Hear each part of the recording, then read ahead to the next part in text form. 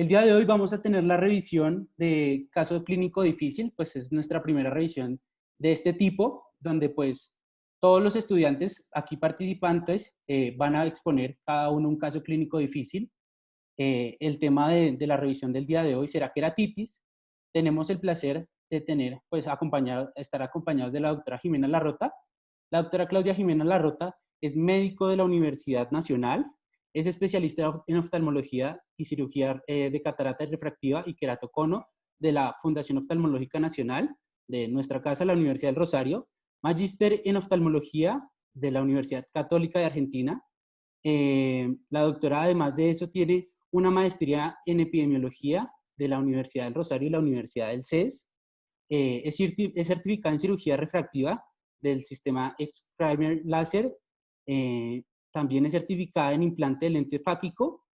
La doctora, pues yo creo que con todas esas cosas que acabamos de mencionar, sabemos que es una persona muy calificada para estar en nuestras charlas y pues es una persona que realmente admiramos. Las personas que dictarán la charla del día de hoy serán David Telles, estudiante de noveno semestre; Germán Mejía es estudiante de octavo, perdón; Juanita Espinosa, estudiante también de la Universidad del Rosario; Laura Zárate, también estudiante de la Universidad del Rosario de Medicina; y Mario Federico Ramos, que es estudiante de décimo semestre también de la Universidad del Rosario. Entonces, pues estamos viendo que Juanita Espinosa y Laura Zárate pues aún se encuentran en básicas, y tenemos un grupo muy chévere pues en el contexto de la integración de lo básico a lo clínico que estamos intentando hacer en el grupo. Entonces, pues demos inicio. Buenas tardes a todos. Entonces, como nos acaba de presentar Carlos, nosotros vamos a hacer hoy el caso difícil de queratitis. Entonces, la presentación va a estar dividida en dos partes. La primera, vamos a hacer una pequeña revisión del tema sobre qué es la queratitis, porque eso nos va a ayudar a discutir los casos, y después cada uno de nosotros tenemos planeados 5 casos para presentárselos a cada uno de ustedes. Entonces, empecemos. ¿Qué es la queratitis? La queratitis es la inflamación de algunas capas de la córnea, especialmente el estroma y el endotelio, que va a estar caracterizada por edema corneal, infiltración de células inflamatorias y una congestión ciliar. La queratitis las podemos dividir en dos, en queratitis infecciosas y queratitis no infecciosas. La queratitis infecciosa hay viral, bacteriana, micótica o parasitaria por las amebas, y la queratitis no infecciosa va a ser inmunológica, una agresión físico-química por... Esperen que no estoy viendo nada. Por trabajos o por exposición. Hablando sobre la epidemiología, podemos ver que las queratitis representan aproximadamente cerca del 0.021% de las consultas en todos los servicios médicos. Es más frecuente en varones, cerca del 56%, y las edades de presentación son entre 15 y 59 años. De los casos más severos pueden llegar a hospitalización hasta un 76%, y la pérdida ocular, que es la complicación pues, más severa, llega entre a un 9 a un 25% de todos los pacientes tratados.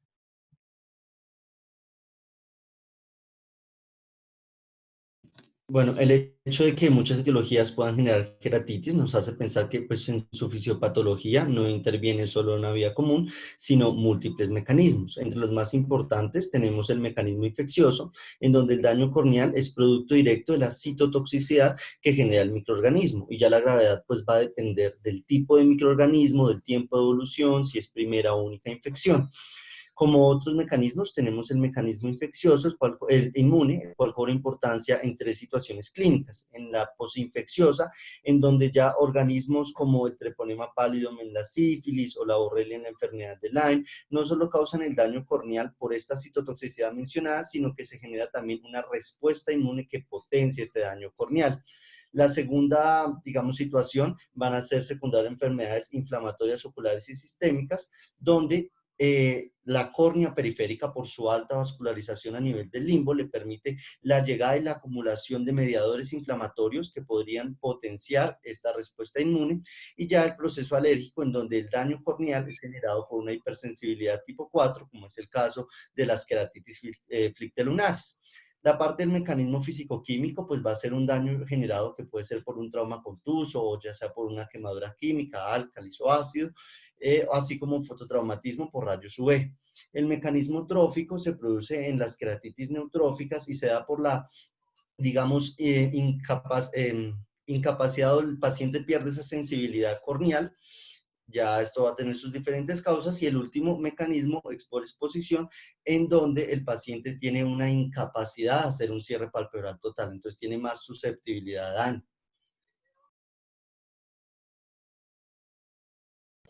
Bueno, dentro de los factores predisponentes, el más importante es el uso de lentes de contacto, especialmente el uso de lentes de contacto blandos, porque son propensos a que se dé adherencia bacteriana y formación de biofilm sobre los mismos, y además pueden ocasionar hipoxia y microtrauma corneal, lo que facilita la invasión bacteriana. También otro factor es la inmunosupresión. El VIH como tal no aumenta el riesgo, pero sí se relaciona con queratitis más severas y con peor pronóstico, con peor respuesta al tratamiento. Otros factores involucrados son el trauma corneal, la cirugía refractiva, especialmente el LASIK y queratotomía radial, el uso de corticoides tanto tópicos como sistémicos, el uso de antibióticos tópicos prolongadamente, porque alteran la microflora ocular, lo que facilita la invasión de microorganismos patógenos. También las enfermedades de la superficie ocular, como el pemphigoide cicatrizal o el Steven Johnson, porque el daño ocular previo también facilita la adhesión bacteriana. Y finalmente, otro factor importante también es la diabetes. En cuanto a las manifestaciones clínicas generadas por la queratitis, tenemos que puede presentar diferentes síntomas y signos. Dentro de los síntomas podemos encontrar ojo rojo. Ya vamos a ver que en un patrón de inyección ciliar el paciente puede presentar manchas corneales, puede presentar irritación ocular y lagrimeo, sensación de cuerpo extraño en el ojo también es muy característico, fotofobia, dolor ocular y visión borrosa. En cuanto a los signos, pues como en todo examen oftalmológico de cualquier paciente tenemos que realizar una adecuada biomicroscopía. Para esto utilizamos la lámpara de hendidura con tinción de fluoresceína, y esta nos va a ayudar a encontrar diferentes signos a nivel corneal y extracorneal. Entonces podemos encontrar a nivel corneal erosiones y lesiones epiteliales punteadas como las que vemos acá en estas tres imágenes del centro superior. Pues vamos a encontrar que la córnea presenta una sensibilidad disminuida, y ya cuando las lesiones epiteliales están un poco más avanzadas, vamos a encontrar que se tornan o aparecen ulceraciones corneales. Asimismo, en el estroma vamos a encontrar, una vez han progresado estas lesiones, infiltrados, como ya vamos a ver posteriormente. Y a nivel extracorneal encontramos en el área perilímbica, como había mencionado, inyección ciliar, y en la cámara anterior incluso algunos pacientes pueden llegar a presentar hipopión. Mencionar, importante, la escala de Oxford nos ayuda a evaluar el grado de epiteliopatía corneal y en general el grado de afectación de la superficie ocular. Como vemos acá, de acuerdo a, pues se divide en seis grados, y de acuerdo a la severidad o al grado de epiteliopatía que presente el paciente, lo vamos a caracterizar en ausente, mínimo, leve, moderado o marcado.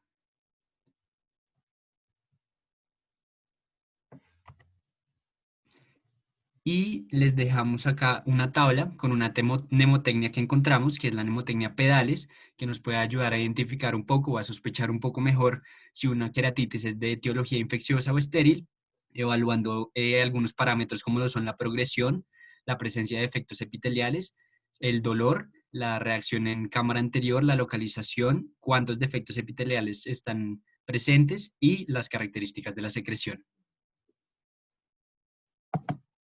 Vamos a hablar brevemente sobre cada uno de los tipos de queratitis. Iniciamos con la bacteriana. Dentro de los factores, dentro de los agentes etiológicos más frecuentes encontramos Staphylococcus coagulasa negativo, cerca hasta el 45%. También el Pseudomonas aeruginosa, también Staphylococcus aureus. En menor medida podemos encontrar Streptococcus pneumoniae, son 3%.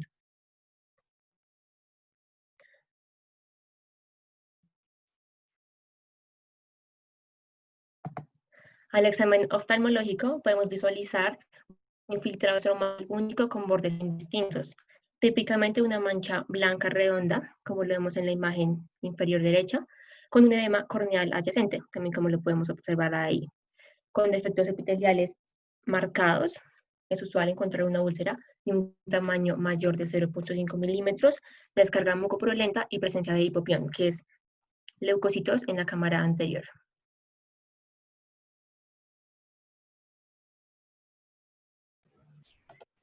Bueno, otra de las causas de queratitis infecciosa son los hongos. La queratitis fúngica representa el 5 a 10% de la queratitis infecciosa en Estados Unidos y los agentes principales son la cándida, que es una levadura, y el Fusarium aspergillus, que son hongos filamentosos.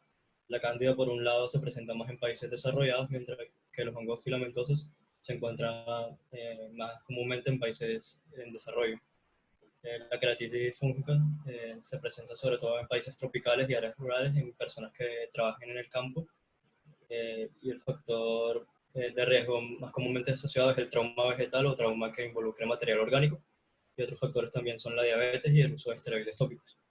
La queratitis por hongo suele ser de más difícil diagnóstico y suele tener peor pronóstico que la queratitis bacteriana, también porque el cultivo suele demorarse más y por esto entonces el tratamiento se empieza más tardíamente, lo que lleva a mayor número de complicaciones.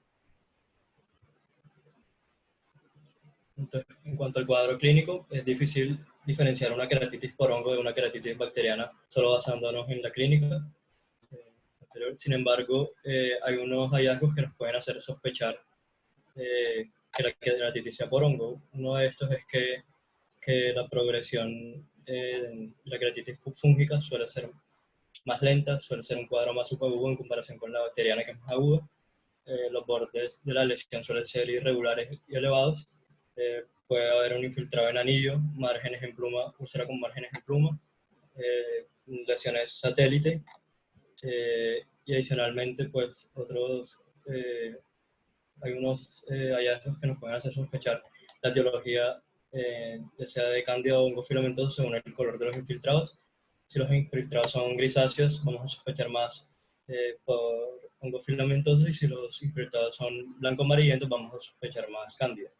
Adicionalmente, pues también va a haber unos hallazgos generales como son el hipopión, la supuración, la inyección conjuntival, que van a ser más generales y que también se van a presentar en la queratitis bacteriana. Siguiente.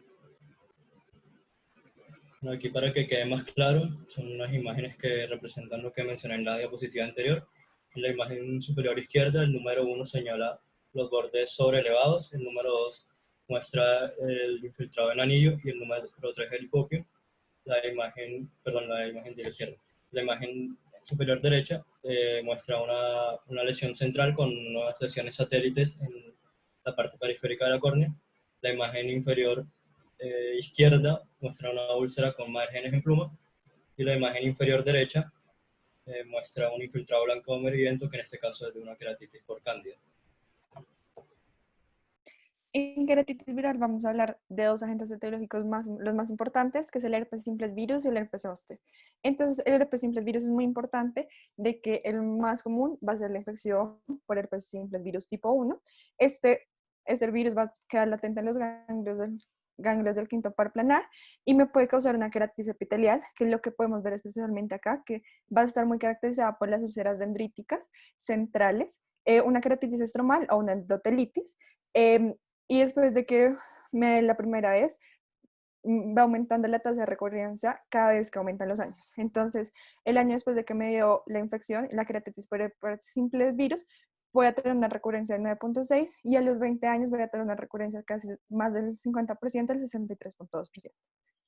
El herpes zóster virus está va a ser asociado a la reactivación del virus en el ganglio terminal a lo largo de la distribución de la rama B1 del nervio trigémino. Muy importante está asociado al signo de Hutchinson, que son erupciones en la frente y en la punta de la nariz, muy patognomónico en el sentido del herpes zóster virus. Y esta diferencia también vamos a encontrar esas lesiones dendríticas que son muy características de las queratitis virales, especialmente del herpes simplex virus, pero estas las vamos a encontrar más periféricamente.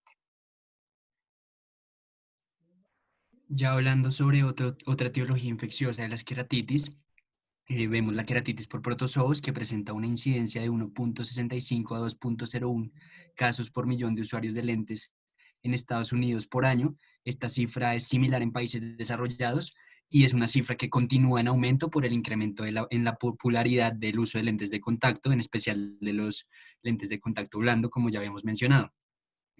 Este tipo de queratitis se genera por amebas y la mayoría de los casos son por la misma especie de ameba, que es la Cantamoeba. Esta, vamos a ver que está encontrada en aguas contaminadas principalmente en el suelo y en vías respiratorias. Sin embargo, por las características de esta, puede encontrarse en cualquier medio posible, por así decirlo. En cuanto a las manifestaciones clínicas, vamos a ver que es muy difícil diagnosticar o distinguir las manifestaciones más comunes de estas queratitis, pues se asemejan en gran medida a las generadas por entidades como herpes simplex y algunos hongos, como lo son la cándida, como lo es la cándida. Sin embargo, dentro de los hallazgos más significativos y que nos hacen sospechar más en esta etiología, se encuentran el dolor desproporcionado con respecto a los hallazgos físicos, los infiltrados estromales en anillo, como podemos ver en la fotografía superior, y los infiltrados perineurales, como podemos ver en la fotografía inferior. Ya más adelante vamos a ver todas las manifestaciones que se pueden encontrar en las queratitis por protozoos.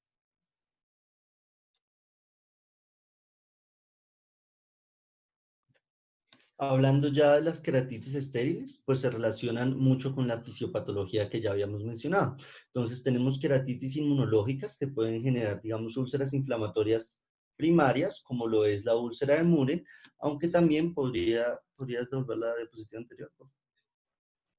Aunque también pues, puede ser secundarias a enfermedades sistémicas. Tenemos la queratitis por hipersensibilidad, así como las queratitis alérgicas. La agresión físico-química, lo que habíamos dicho, puede ser tanto por un traumatismo directo, por un fototraumatismo o por una quemadura química. La queratitis neutrófica es esa queratitis donde el paciente pierde la sensibilidad corneal. Entonces, esta sensibilidad corneal es debida a varios factores. Puede ser lesiones neurológicas, ya sea del quinto par o una lesión cerebral, digamos, un poquito más superior, partes infecciosas como el herpes zóster, así como el exceso de colirios anestésicos. Y por último, tenemos esta queratitis por exposición, en donde el paciente sí tiene la sensibilidad corneal, pero lo que pasa acá es que el paciente no puede tener un cierre palpebral total. Algunas de las causas puede ser la parálisis facial, la exoftalmia tiroidea, que genera esa proptosis ocular, y estados de coma. En el tratamiento nosotros vamos a tener como tres propósitos. Lo primero es controlar la infección y la inflamación mediante el uso, uno, de antimicrobianos, hasta el hecho de descartar una infección. Inicialmente pues van a ser de amplio espectro, ya cuando tenemos una imagen o una idea de qué microorganismo puede ser, va a ser un poco más específico. Los corticoides tópicos hay que usarlos con mucha cautela, porque aunque pueden sí reducir la inflamación, también puede empeorar la infección o empeorar la cicatrización. Los inmunosupresores tienen una alta utilidad en el contexto de enfermedades autoinmunes, así como el retiro de lentes cuando estos son los causantes de la inflamación. Nuestro otro esto va a ser favorecer la curación epitelial mediante reducir la exposición a medicamentos no esenciales, una lubricación con lágrimas artificiales y reducir la exposición corneal, que como podemos ver puede ser tanto por lentes terapéuticos o por medidas, digamos, un poquito más avanzadas como la tasorrafia, adhesivos tisulares y trasplante de células de madre en el limbo. Sintomático, vamos a manejar la analgesia general, AINES, opioides, de acuerdo a la intensidad del dolor, y muy importante los cicloplégicos, que, digamos, disminuyen la contracción de ese cuerpo ciliar, que es lo que está generando el dolor ocular.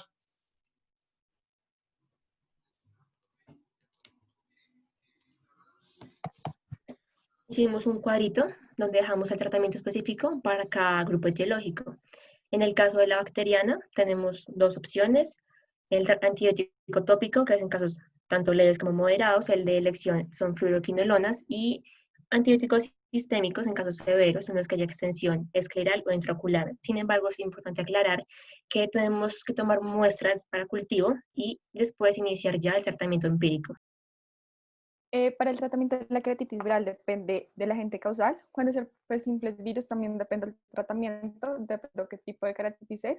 Entonces estamos hablando de queratitis epitelial. Normalmente lo vamos a tratar solamente con antivirales tópicos, mientras que la queratitis estromal lo vamos a tratar antivirales tópicos más corticosteroides.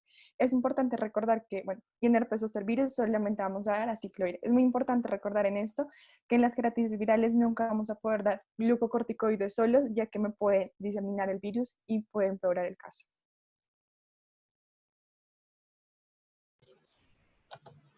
En las queratitis por hongos, el tratamiento va a depender del agente que esté involucrado. Para los hongos filamentosos, el agente de elección es la natamicina del 5% tópica, y para la cándida, el agente de elección es la amphotericina B tópica. La duración del tratamiento va a ser de 4 a 6 semanas, será una hora, o sea, cada hora las primeras 48 horas, y luego se disminuye gradualmente la frecuencia. Los antifúngicos sistémicos no se usan siempre, sino solo en casos de lesiones profundas que no respondan a la terapia tópica, o en casos en que haya escleritis con endoftalmitis asociada. Y el antifúngico de elección va a ser voriconazol por vía oral. Y el manejo quirúrgico ya sea en casos en que hayan complicaciones que vamos a ver más adelante. En cuanto a la queratitis parasitaria o por protozoos, el manejo principalmente va a estar dado por amedicidas tópicos. Pueden haber dos grupos, pueden haber las vinguadinas o las diamidinas. Eh, Sin embargo, ya vamos a ver esto más a profundidad más adelante. Y en cuanto a manejo analgésico, utilizamos AINES. Y si el manejo es refractivo a los amedicidas tópicos, realizamos una queratopatía terapéutica para arreglar esto. Respecto a las queratitis estériles, en caso de tratarse de una queratitis neutrófica o por exposición, es muy importante mantener la humedad con tratamiento médico, o ya como sea con medidas más avanzadas como la tarsorrafia, así como tratar la etiología base. Cuando es por trauma, siempre se le hace el ABCDE de cualquier trauma, y el manejo del trauma ocular se va a hacer según sus características, si es penetrante o no. Va a ser muy importante la eversión del párpado superior en sospecha de cuerpos extraños, así como el lavado tras una quemadura química. Respecto a una enfermedad sistémica, el tratamiento de la enfermedad sistémica va a ser el manejo angular para este, así como un enfoque gradual de la lesión o úlcera ocular.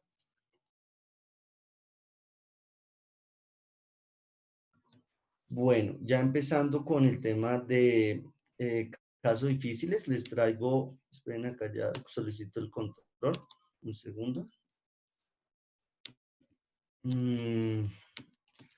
Bueno, traigo a continuación un reporte de caso de la Sociedad Colombiana de Oftalmología. Se publicó en el año 2018. Es acerca de una queratitis estéril, más específicamente una úlcera de Muren en un paciente cartagenero. El motivo de consulta de nuestro paciente fue: me arde y duele mucho el ojo derecho. Tenemos en la enfermedad actual un paciente de 35 años, quien asiste a consulta por un cuadro de aproximadamente un mes de evolución, consistente en una sensación de cuerpo extraño, dolor, ojo rojo y ardor en ojo derecho. Como único antecedente importante en la historia clínica tenemos una sífilis tratada hace 8 años. Realmente no se encuentra ninguna otra información a destacar en el momento. Al examen oftalmológico encontramos en ambos ojos una agudeza visual sin corrección de 20/20. A la biomicroscopía en ojo izquierdo realmente tenemos características normales. En ojo derecho, a destacar, se observa una lesión corneal superficial en la periferia nasal. Todavía no se encuentra realmente una imagen para este momento. Ocupaba los meridianos de las 2 a las 3. El resto de la córnea, sin embargo, estaba clara. La cámara anterior tenía una profundidad media y no se encontraban signos inflamatorios. Al momento se decide manejar como una oración corneal. Tampoco se describe el manejo instaurado en el momento. Sin embargo, este resulta ineficiente, llevando a que el paciente consulte de nuevo a nuestro servicio 5 días después con signos de empeoramiento. Entonces ya en este ojo derecho presenta una agudeza visual sin corrección de 20/140, y a la biomicroscopía encontramos nuevos hallazgos, como una ulceración de la lesión previa a nivel de la córnea en periferia nasal. Vemos estos bordes sobrelevados, grisáceos, irregulares. Realmente no se observaba secreción de estos, y adyacente a la lesión, a la zona de la lesión, encontramos una inyección ciliar y conjuntival marcada. La tinción con fluoresceína también es positiva. El resto del examen oftalmológico es normal. El manejo que se le decide dar son medidas generales: lágrimas artificiales, manejo analgésico, se le incluye la carbamazepina, la ciclosporina A1 para el control de la inflamación, albendazol y tinidazol como una forma empírica de tratamiento, en caso de que, digamos, llegase a tratarse de una causa infecciosa, además por las características de la lesión, y además se solicitan los siguientes paraclínicos. Entonces, todos estos resultan negativos. Los únicos positivos nos evidencian una inflamación aguda por una PSR positiva y una BCG positiva. El manejo que se les debe dar es una remisión a reumatología, considerando iniciar un tratamiento inmunosupresor tanto local y sistémico con metotrexato y metilprednisolona por una impresión diagnóstica de una úlcera de Muren en ojo derecho. Un mes después, el paciente regresa a la institución refiriendo nunca haber asistido a la consulta con reumatología ni haber iniciado el tratamiento indicado. Refiere un empeoramiento de los síntomas y sobre todo un deterioro en la agudeza visual. No se tiene la medición para el momento. Al examen, en el ojo derecho se encuentra una úlcera perforada, un prolapso iridiano, discoria, atalamia, el cristalino se mantiene en posición, por lo cual se programa para una peritomía y recubrimiento corneoescleral, que es lo que se observa, digamos, en la imagen. Un año después, el paciente regresa ahora con sintomatología en el ojo contralateral, en el ojo izquierdo, que es de tipo lagrimeo, prurito y muy similar a la presentada en el ojo derecho. El paciente cuenta con paraclínicos extrainstitucionales recientes, muy similares a los ya observados, y al examen encontramos en una agudeza visual sin corrección, en el ojo derecho una no percepción de luz, mientras en el ojo izquierdo tenemos todavía una agudeza visual de 20/20. A la exploración en el ojo derecho encontramos un recubrimiento corneoescleral in situ, está vascularizado, la córnea como vemos tiene áreas de adelgazamiento, irregularidades en su superficie.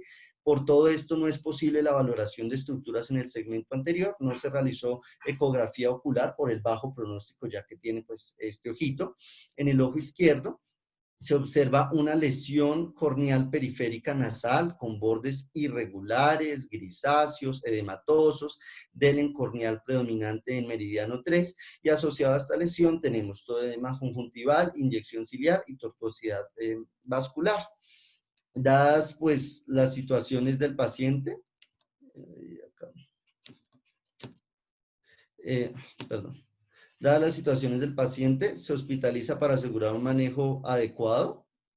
Ay, Dios mío, perdón, se hospitaliza para un manejo adecuado, se le adiciona ciclosporina oral y tópica, la ciclofosfamida, un antiemético, lubricante oral totalmente libre de preservantes y un lente de contacto terapéutico. El paciente realmente no refiere o no se observa ninguna mejoría a las 72 horas, por lo que se toma una tomografía de coherencia óptica que muestra este adelgazamiento corneal con compromiso tanto epitelial como estromal.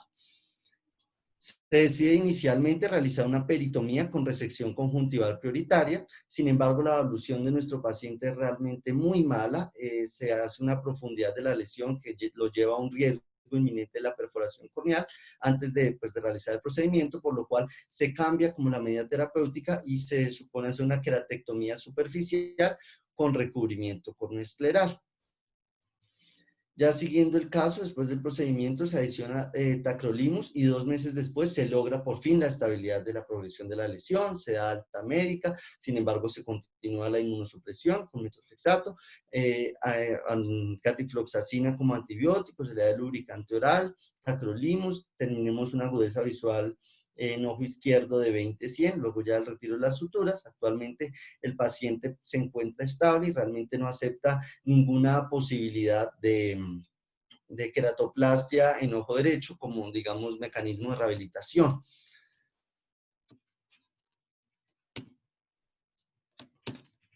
Hablando ya un poquito de la úlcera de Muren, pues a grandes rasgos es una úlcera que es periférica, dolorosa, crónica, de rápida progresión, inicia parcialmente afectando varios meridianos, luego va progresando y afecta toda la circunferencia, generando ya lo que se denomina úlcera de Muren completa, y luego progresa centrípetamente, allá afectando toda la córnea, dando como un producto final una córnea delgada, que está vascularizada, que está opaca. Sin embargo, es importante tener en cuenta que nunca en ningún momento afecta ni la esclera adyacente ni la membrana de Descemet subyacente. Estas siempre permanecen intactas. Y es importante saber que la afección bilateral siempre va a tener un peor pronóstico. Entonces se asocia a mayor tasas de recurrencias, complicaciones y peores resultados visuales. ¿Cómo lo sospecho? En la primera gráfica, pues observamos los 4 síntomas principales: ojo rojo, fotofobia, lagrimeo, inflamación. Realmente pues son síntomas como muy generales. pues nuestro paciente en la historia clínica mencionan todos menos la inflamación, y en la otra gráfica tenemos los signos oculares asociados, digamos, más frecuentes: la hiperemia conjuntival, la vascularización, el leucoma y la inyección ciliar, todas encontradas pues, en nuestro paciente. Entonces, acá, si volvemos a ver, pues es una lesión muy característica. Vemos otra vez esta inyección ciliar, la inyección conjuntival, los bordes de la lesión sobrelevados que generan, digamos, toda esta opacidad corneal. Respecto a la etiología, realmente es idiopática, se ha asociado a un posible origen autoinmune, donde se cree que la interrupción corneal previa puede jugar un papel muy importante en la patogénesis. ¿Por qué? Porque se vuelve como el gatillo para el desarrollo de una respuesta inmune que va a tener un componente tanto humoral como celular, produciendo finalmente la destrucción del epitelio y el estroma corneal, dando un cuadro característico al ya mencionado. Ahora, esta interrupción corneal tiene múltiples causas. Entre ellas se encuentran infecciones como la helmintiasis, hepatitis C y, muy importante, la sífilis, que es el antecedente que pues tiene nuestro paciente. Traumas físicos, enfermedades corneales locales como un queratocono, cuerpos extraños, quemaduras químicas, procedimientos quirúrgicos tales como una extracción de catarata, queratoplastia penetrante y lamelar, así como una predisposición genética por presencia de HDLRA17. Respecto al diagnóstico, su diagnóstico es clínico y de exclusión. ¿Qué quiere decir? Que para yo diagnosticar una úlcera de Mullen debe haber una ausencia total de infección ocular o trastornos reumatológicos que se asocien a una queratitis ulcerativa periférica, como lo es la granulomatosis de Wegener, la artritis reumatoide, el lupus. La historia clínica, los laboratorios, el examen físico, pues van a ser ayudas diagnósticas que me van a permitir, digamos, descartar todas estas etiologías para ya confirmar la úlcera de Moore. Algunos paraclínicos importantes: un hemograma completo, pruebas hepáticas, PCR, hay algunos anticuerpos como ANAS, ANCAS, así como análisis de orina y radiografía de tórax. Entonces, al momento de nosotros estar frente a un paciente con las características o el cuadro de, digamos, del paciente que estamos mencionando, hay muchos diagnósticos diferenciales que deben ser, que son tanto infecciosos como no infecciosos y que pueden ser limitados al ojito o pueden relacionarse con enfermedades sistémicas. Algunas generalidades para llevar a casa, entonces, es saber que en toda queratitis ulcerativa periférica debe descartarse siempre una etiología infecciosa. Entonces, se deben hacer cultivos apropiados. Al inicio se da un tratamiento empírico, por lo menos hasta descartar la infección. Otra cosa es que las úlceras infecciosas son de una localización preferiblemente en córnea central o paracentral, diferente a esta que pues era una úlcera periférica. Por otro lado, la queratitis ulcerativa periférica asociada a enfermedades sistémicas suele ser una manifestación tardía de estas. Entonces nosotros podríamos, digamos, pensar una enfermedad reumatológica ya con otros signos un poco más sistémicos, porque el compromiso ocular tal vez sea en ya etapas muy avanzadas. Y degeneraciones corneales no inflamatorias, como la degeneración marginal pelúcida o la degeneración marginal de Terry, siempre mantienen el epitelio intacto y se caracterizan por no ser dolorosas. Bueno, hablando del tratamiento, este debe realizarse de una manera gradual e individualizada mediante 4 etapas, en donde solo se pasará de etapa a etapa si la etapa anterior resulta inefectiva. Entonces, en la etapa 1 es la etapa de manejo médico, se da uso de corticoides tópicos para disminuir la inflamación, antibióticos profilácticos para cubrir este riesgo de infección, cicloplégicos para el dolor, anticolagenolíticos para disminuir la progresión de esta destrucción corneal. La higiene de los párpados y la lubricación de estos también va a ser muy importante, así como el tratamiento de enfermedades concomitantes, como lo puede ser una acné rosácea, una meiobiomitis, una blefaritis, entre otras. Ya en la etapa 2 quirúrgica, consiste en una peritomía conjuntival para disminuir, digamos, las células inflamatorias residuales que pueden concentrarse como en esta conjuntiva adyacente, que pueden amplificar la inflamación. Ya luego de esta resección, según pues el tamaño y la gravedad del defecto, se puede dar uso de adhesivos tisulares si es un defecto muy pequeño, y entre más grande sea el defecto, se pueden tomar decisiones de hacer una queratoplastia lamelar o penetrante. Acá ya es recomendable empezar con la inmunosupresión, con ciclo ciclosporina, tópica, ya que esta, digamos, es muy efectiva y tiene menores efectos adversos que la inmunosupresión sistémica, que vendría siendo nuestro paso 3, en donde se pueden utilizar alquilantes como ciclofosfamida o antimetabolitos como el metotrexate, basados en la teoría de que si estamos ante una enfermedad de origen autoinmune, si yo controlo pues esta respuesta, podría regular el proceso. Ya en la etapa 4 o de rehabilitación se puede considerar pues una queratoepiteloplastia penetrante una vez ya el proceso o la ulceración activa ha cesado. Esta siempre debe realizarse con una inmunosupresión concomitante por la memoria autoinmune de nuestro cuerpo, a pesar realmente de que el injerto no tenga, digamos, rechazo ni se opacifique. Digamos, el riesgo de recurrencia es muy alto en estos pacientes, por lo que algunos autores suelen afirmar que la mejor forma de atenderlos es no hacerles ninguna intervención, sino lograr el mejor resultado posible con la córnea periférica, digamos, que hayamos obtenido ya al final. ¿Por qué exponerlo como un caso difícil? Revisando pues los datos epidemiológicos de la úlcera de Mohren, es una enfermedad que sí tiene un predominio masculino. Los hombres tienen alrededor de 1.3 veces más riesgo de la enfermedad y tiene una edad promedio de aparición de más o menos 56 años. Sin embargo, es algo muy variable, el rango es muy variable. Con esto, pues podríamos decir que nuestro paciente está en una población susceptible para desarrollar una úlcera de Mohren, además de presentar este antecedente de sífilis mencionado en la historia clínica, pues como un factor importante. Sin embargo, ¿qué es lo que lo hace especial de todos los casos? Inicialmente, pues la geografía. Esta es una lesión que es muy rara en países americanos, predomina en áreas como lo es África, India y China. Sin embargo, se logran o tenemos incidencias en estos países incluso de 0,03%. Es muy bajita la incidencia. En Colombia, de hecho, no existen datos epidemiológicos, encontrando solo pocos reportes o series de casos. Por otro lado, la lesión de nuestro paciente tiene sus características especiales, entre ellas que no se encuentra en la localización más frecuente. La afectación del limbo nasal, que es la de nuestro paciente, es la segunda localización más frecuente después del limbo temporal. El compromiso bilateral se da en menos del 50% y aún más sorprendente, solo el 15% de todas las úlceras de Mohren llegan a complicarse con una perforación, como lo fue el caso pues, de nuestro paciente. Ya para terminar, en conclusiones, pues lo principal a decir es que falta mucho por investigar. La poca frecuencia de esta enfermedad hace realmente que se conozca poco de esta enfermedad.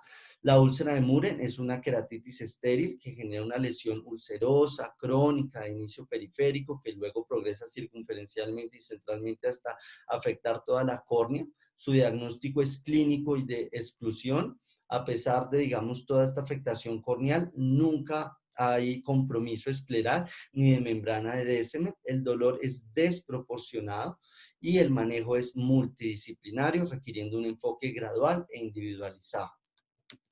Muchas gracias. Acá están.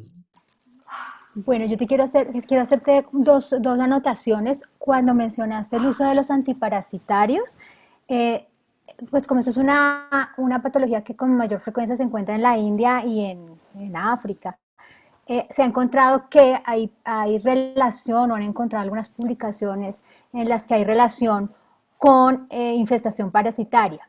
Posiblemente el tratamiento que le iniciaron al paciente fue pensando en que estaba relacionado con una infestación parasitaria. La otra cosa es que es un afrodescendiente también, ¿no? Entonces puede ser que tenga un factor genético por ahí afrodescendiente relacionado. Y la otra cosa es que pues hay dos tipos de úlcera de Mohren, una que es la tipo 1 que es unilateral y benigna, pero hay la tipo 2, es una úlcera que tiene un compromiso mucho más severo, que es bilateral y es en personas jóvenes. Entonces podría ser pues relacionado esto con este caso. Muy bien, listo. Eso era lo que... Muchas gracias. Bueno, entonces, a ver, voy a presentar un reporte de caso en un paciente griego. Entonces, llegó a nuestra consulta un paciente masculino de 24 años, que ingresa por un cuadro de 20 días de evolución consistente de dolor severo, ojo rojo, fotofobia y llanto de ambos ojos. En los principios días se había diagnosticado como una conjuntivitis viral bilateral, por lo que se le mandó corticosteroides y antibióticos profilácticos tópicos, pero es lo único que sabemos de esa historia.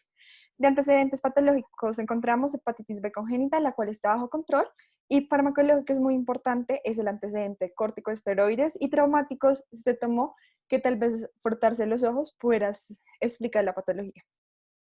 En el examen físico está bien, el examen oftalmológico encontramos pupilas bien, movilidad extraocular bien, la presión intraocular no habían cambios, un campo visual bien, el examen externo bien y la fundoscopia bien. Lo que sí encontramos es una disminución de la agudeza visual en ambos ojos, 3/10, y en el examen de lámpara de la hendiduras encontramos una hiperemia conjuntival aguda e inflamación, encontramos una perforación superficial corneal bilateral, acá la podemos ver un poquito, y encontramos una neovascularización periférica subepitelial y estromal que se va a extender en ambas márgenes, bilateralmente la perforación, causando un prolapso de la iris notables en ambos ojos. Entonces, en esta clínica, solamente pensando, empezamos a pensar que el paciente tal vez tiene una queratitis periférica ulcerativa, la cual es una inflamación del estroma corneal asociada a un defecto epitelial y presencia de células inflamatorias, que me puede llevar a una ulceración y un adelgazamiento de la córnea, y es también a una necrosis rápidamente progresiva. Esta PUC, que también se conoce, porque me puede ser causada muy importante, esto puede ser causada por enfermedades autoinmunes, especialmente artritis reumatoide, también lupus eritematoso, granulomatosis, pero también tenemos que tener en cuenta que esta puede ser causada por enfermedades infecciosas como tuberculosis, infecciones por estafilococos y sífilis. Entonces, estos que me hacen, estas enfermedades, estas causas me van a llevar a un depósito de inmunocomplejos, lo que me va a llevar a una infiltración de linfocitos, una activación de células de Langerhans y una liberación de enzimas colangitéricas y proteolíticas, lo cual me va a aumentar y lo que me va a llevar a esta clínica que encontramos. Aquí encontramos algo muy bonito, esta foto, en un sentido donde podemos ver la observación, que esto es como muy patognomónico de la. Entonces, y acá la anterior, podemos verla un poco y empezamos a pensar en PUC. Entonces, queremos saber si el paciente tiene PUC, por lo que hacemos unos exámenes paraclínicos, miramos a ver hemograma, test de función renal, hacemos pruebas para sífilis, pruebas para tuberculosis y pruebas test inmunológicos, los cuales todos nos salieron negativos y nosotros nos empezamos a preguntar por qué, excepto uno que nos salió en una linfocitosis. Entonces empezamos a ver, tal vez el paciente tiene algo infeccioso, además se le mandaron, pues anteriormente ya sido diagnosticado con una conjuntivitis bilateral.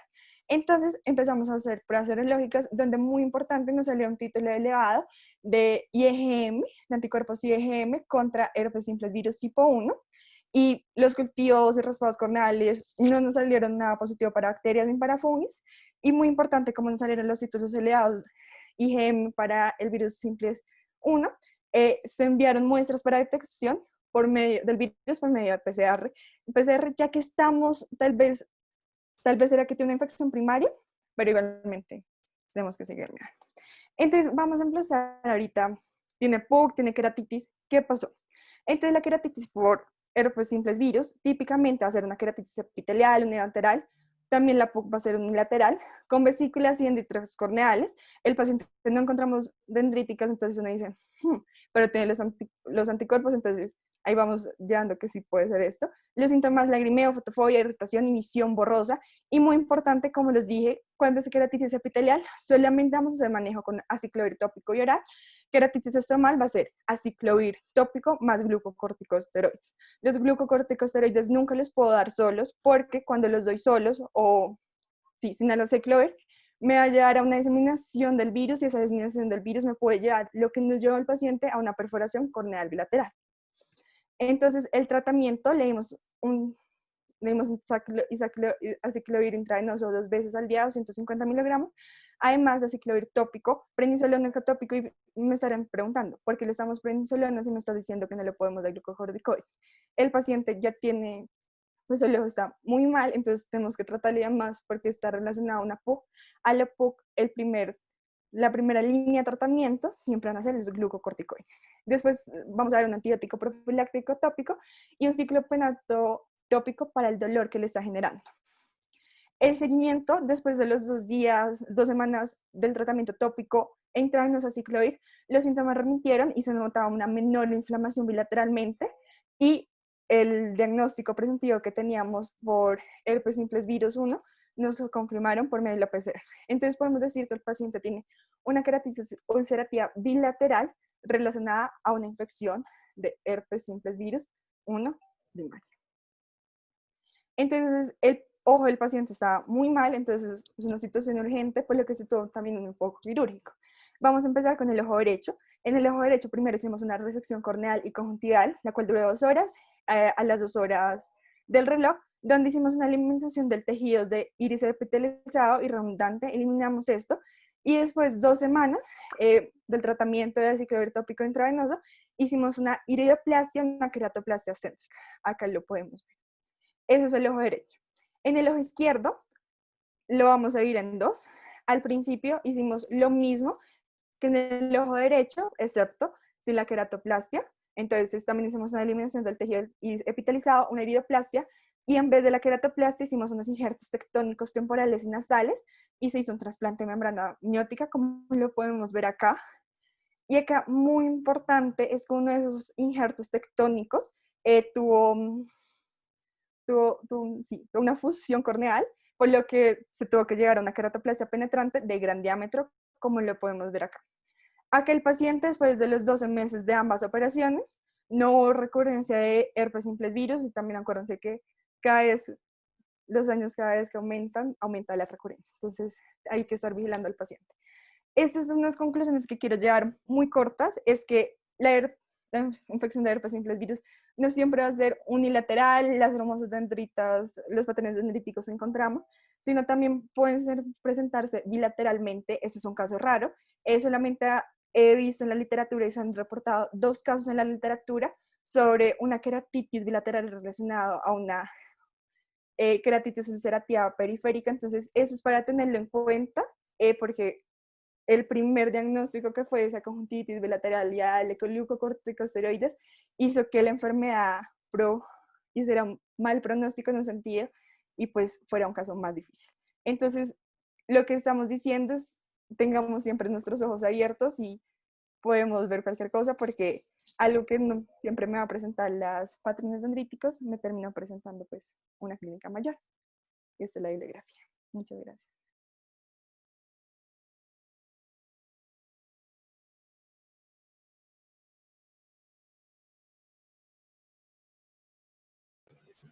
Bueno, ¿cómo están? Yo les voy a hablar de un caso de queratitis por fusario multiresistente.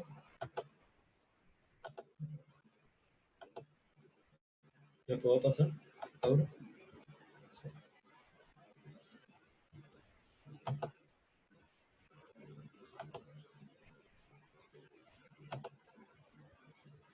Bueno, el motivo de consulta de la paciente fue dolor en su ojo izquierdo. Es una paciente de 62 años que consultó por un cuadro de 2 semanas consistente en dolor ocular, hiperemia de su ojo izquierdo asociado a fotofobia y visión borrosa. Adicionalmente refiere empeoramiento progresivo del cuadro y uso de lentes de contacto blandas y una solución de mantenimiento de aspecto anómalo amarillento. Una paciente diabética hipertensa, usuaria de metformina y enalapril, fumadora de un paquete de cigarrillos al día por los últimos 20 años.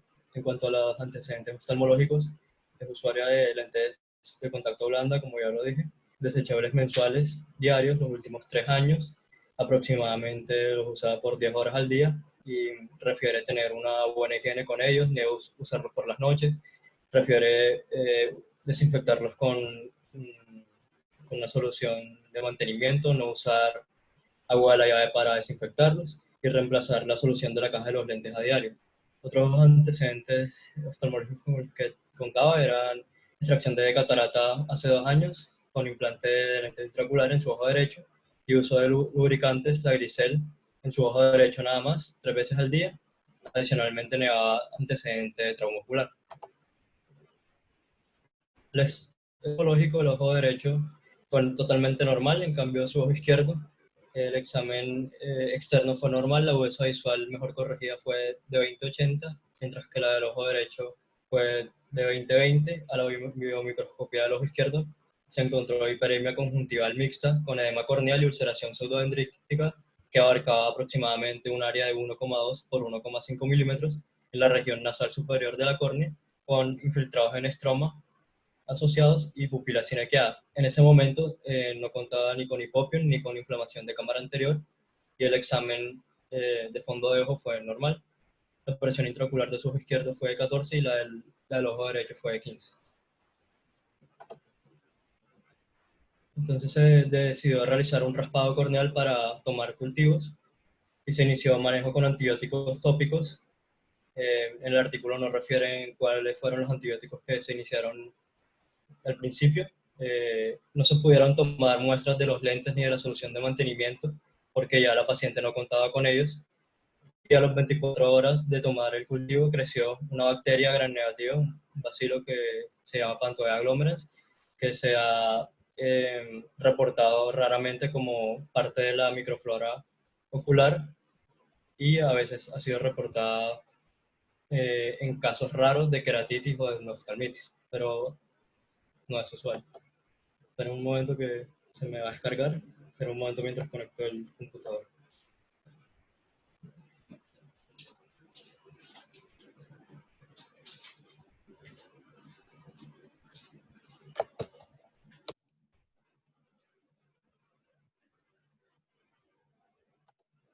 Entonces continúo.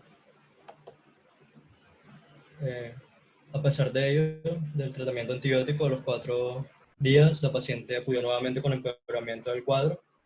Se evidenció un absceso corneal profundo, ya de mayor tamaño, con un área de 2,4 por 2,2 milímetros, con desepitelización en la misma localización que antes, por lo que se decidió hospitalizar a la paciente y tomar una nueva muestra para cultivo. Se cambió el tratamiento, además del tratamiento sistémico con ciprofloxacino, se añadió tratamiento tópico con gentamicina, moxifloxacino y vancomicina, y corticosteroide tópico, dexametasona.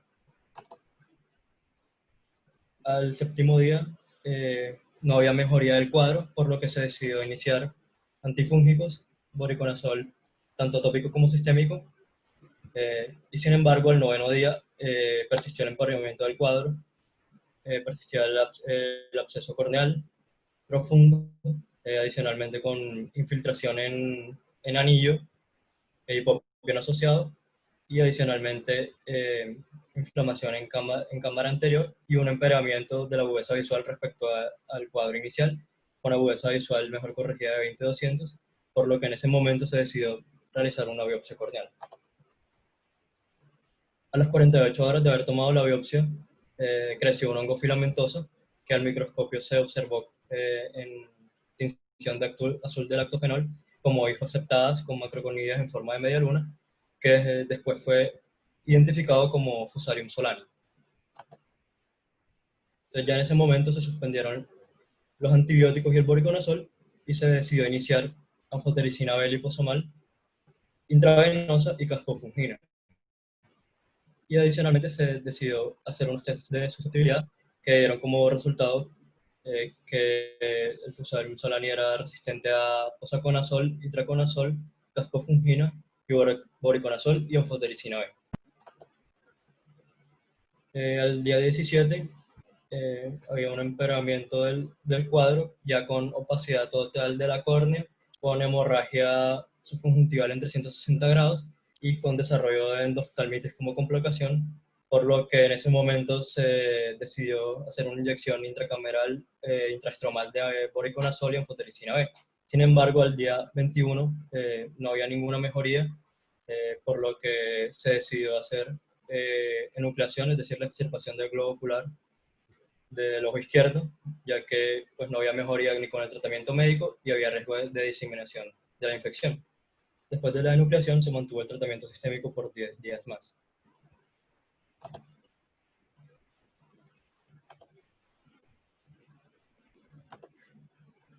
Pues para resumir un poco lo que llevamos hasta aquí, los puntos claves del caso son que primero la paciente contaba con 2 factores de riesgo importantes.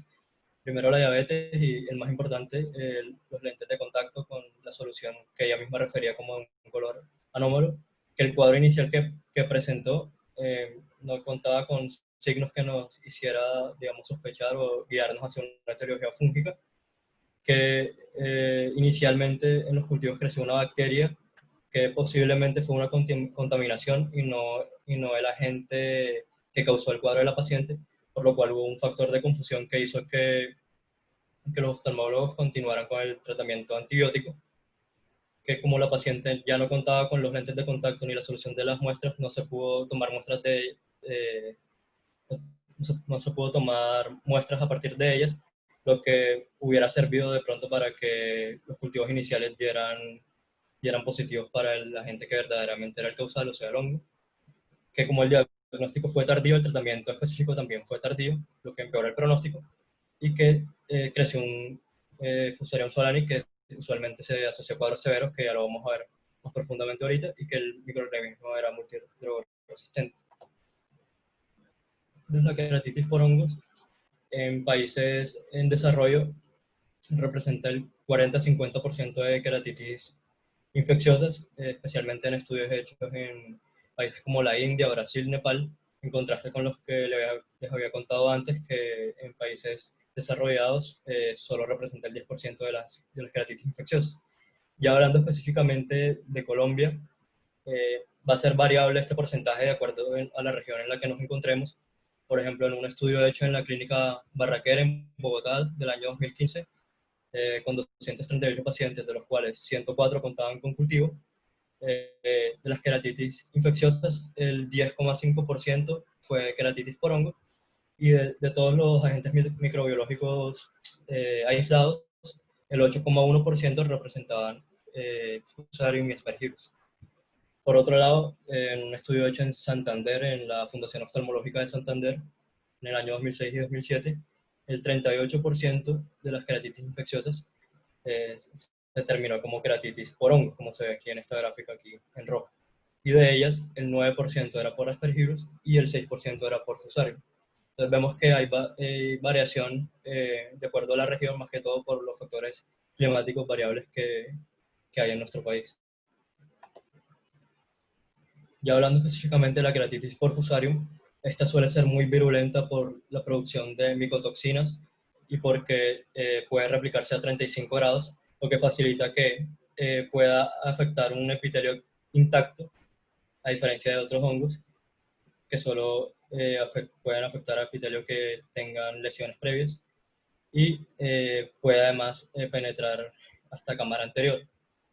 En el año 2005-2007 se describió un brote en múltiples países por Fusarium asociado a lentes de contacto, asociado a una solución de mantenimiento específica que después tuvo que ser retirado del mercado, y a partir de ese momento se fueron reportando más casos de queratitis por Fusarium más asociada a lentes de contacto. Esta infección, por lo que ya lo dije, por los factores de virulencia, suele ser más severa y más rápidamente progresiva que la de otros hongos filamentosos, y es menos susceptible a la terapia antimicótica. Los factores de riesgo principalmente asociados son el trauma y el uso de lentes de contacto, como en este caso, y es muy importante identificar cuál es la especie involucrada, porque la susceptibilidad a antimicóticos va a ser variable de acuerdo a la especie. La especie más frecuentemente aislada es Fusarium solani, en el 75% de los casos, y ya en el resto de casos hay especies menos comunes como son Fusarium oxysporum, Fusarium dimerum y Fusarium gibberella. Ya específicamente Fusarium solani, según un estudio que se hizo en el Instituto Bascom Palmer en el año 2013, se identificó que el Fusarium solani suele causar infecciones más severas, queratitis más severas que los Fusarium de otras especies. Tiene mayor virulencia, peor pronóstico, se asocia a mayor tiempo de curación de la queratitis, peor agudeza visual final, y tiene mayor riesgo de perforación, por lo cual también tiene mayor requerimiento de queratoplastia penetrante, que es un trasplante corneal que involucra todo el espesor de la córnea. Esta especie en particular es mayor formadora de biofilm, por lo cual eso le da una mayor resistencia a agentes antifúngicos. Los agentes que suelen usarse de elección en esta especie en particular suelen ser anfotericina y voriconazol, porque son los que suelen tener menor resistencia. Ya en cuanto al Fusarium multidrogoresistente, que es aquel que es resistente a un agente 3 o más familias de antimicóticos. Este es raro, hay pocos reportes en la literatura. Hay 15 casos reportados hasta el año 2016, de los cuales el 86% se asociaba a lentes de contacto como factor de riesgo. Y además suele tener peor pronóstico. 10 de esos 15 casos requirieron queratoplastia penetrante y 3 de ellos enucleación. Los mecanismos de resistencia antifúngica que suele presentar es la formación de biofilm, como ya lo dije antes, y la sobreexpresión del gen CYP51, que es el que codifica la 14-alfa de metilasa, que es la enzima que participa en la síntesis de ergosterol, que es donde actúan los azoles. Entonces, los test de susceptibilidad no se usan de manera rutinaria porque suelen ser costosos y no siempre se suelen requerir. Los hallazgos de susceptibilidad in vitro no siempre se correlacionan con la eficacia en vivo de los antifúngicos, porque, por ejemplo, la natamicina suele tener una alta resistencia in vitro, sin embargo, se ha visto que clínicamente es eficaz. O sea, sin embargo, a pesar de esto, es importante conocer el espectro de actividad de los antifúngicos a través de los test de susceptibilidad para saber a qué antifúngicos responden mejor los hongos aislados en queratitis. Entonces, solo se va a considerar hacer test de susceptibilidad en casos severos sin respuesta al tratamiento y no en todos los casos. El tratamiento de queratitis por Fusarium, el tratamiento de elección, al igual que en los hongos filamentosos, como ya había mencionado inicialmente, va a ser la natamicina. La natamicina, sobre todo en casos de queratitis superficial, que ha mostrado que el 70% de los casos responde a terapia con natamicina sola. En cambio, en casos de queratitis profunda, se ha mostrado menor respuesta, solo el 30% de los casos responde a terapia con natamicina sola en casos de queratitis profunda, por lo que se debe adicionar otro antifúngico. En casos refractarios, se preferiría usar voriconazol o posaconazol en régimen tópico más sistémico, como se usó en este caso que les presenté, ya que se ha mostrado que tiene igual o inferior actividad que la natamicina, por eso la natamicina sigue siendo el antifúngico de elección. Y por último, la anfotericina B también puede considerarse, pero no sola, sino en combinación, porque sola no se ha mostrado tan efectiva. Se usa en combinación con fluconazol o con voriconazol o con otro antifúngico. Suele mostrar más efectos adversos que otros antifúngicos, especialmente hepatotoxicidad, y se usa especialmente en casos de complicaciones asociadas como la endoftalmitis. Finalmente, se puede considerar el uso de otras medidas, como la inyección intracameral o intrastomal en casos profundos con poca respuesta al tratamiento, o en casos de endoftalmitis asociada. Y cirugía puede ser desbridamiento para retirar el tejido infeccioso o tejido necrótico y que penetre mejor los antifúngicos. Flap conjuntival, que es un recubrimiento conjuntival, sobre todo en casos de queratitis con compromiso periférico, o queratoplastia penetrante, que se usa en casos de perforación, o de cematocele, que es una herniación de la membrana de cemento asociada a un adelgazamiento corneal severo. Finalmente, como conclusiones, decirles que los hongos filamentosos son los principales agentes de queratitis fúngica en países tropicales, que Fusarium suele ser más severo, que Fusarium solani es la especie más aislada y de peor pronóstico, que los test de susceptibilidad, aunque no se usan siempre, pueden ser útiles para guiar la terapia en casos resistentes, que el tratamiento está basado en el uso de natamicina o voriconazol y anfotericina B, y que se debe iniciar un manejo temprano para prevenir complicaciones severas como la endoftalmitis y la pérdida monocular de la visión, como en el caso que les presenté. Y eso era todo. Gracias.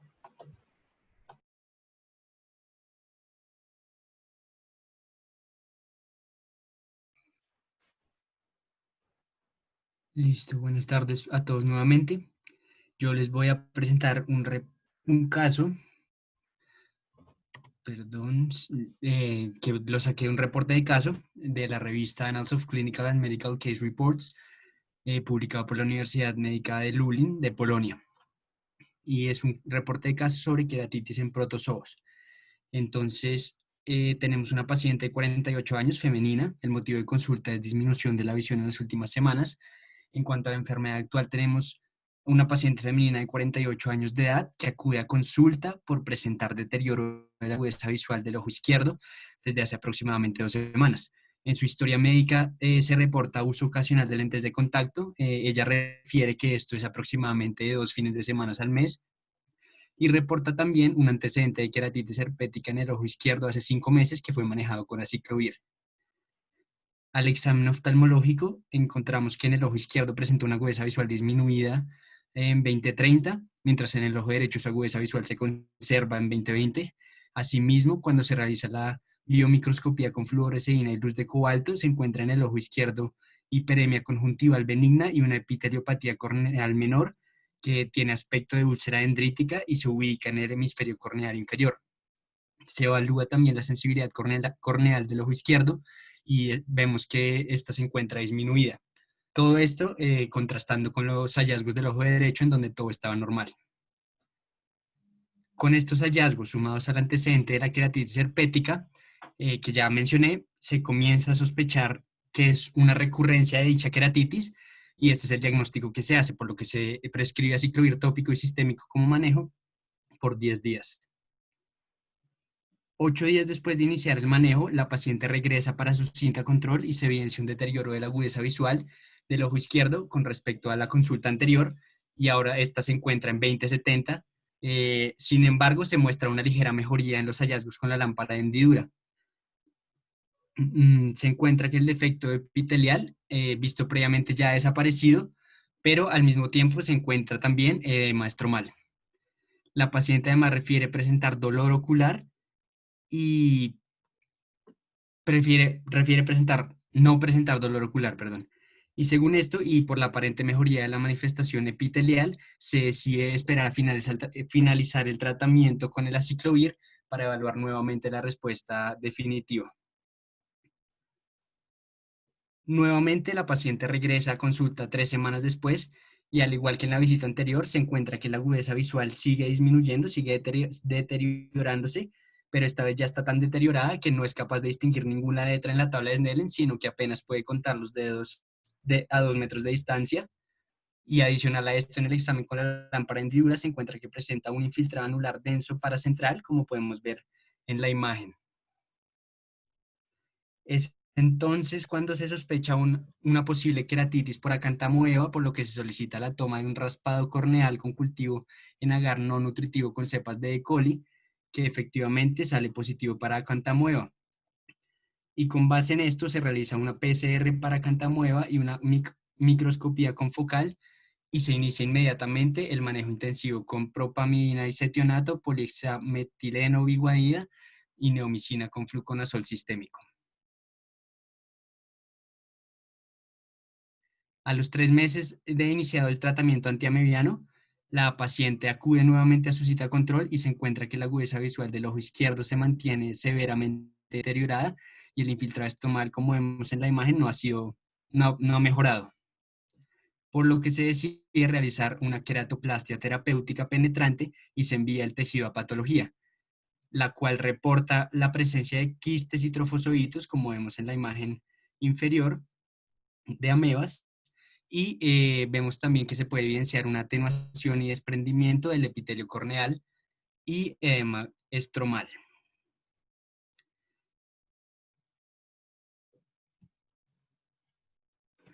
Es importante recalcar que desde que inició el deterioro de la agudeza visual hasta el momento de la cirugía, la paciente en ningún momento presentó dolor de ningún tipo.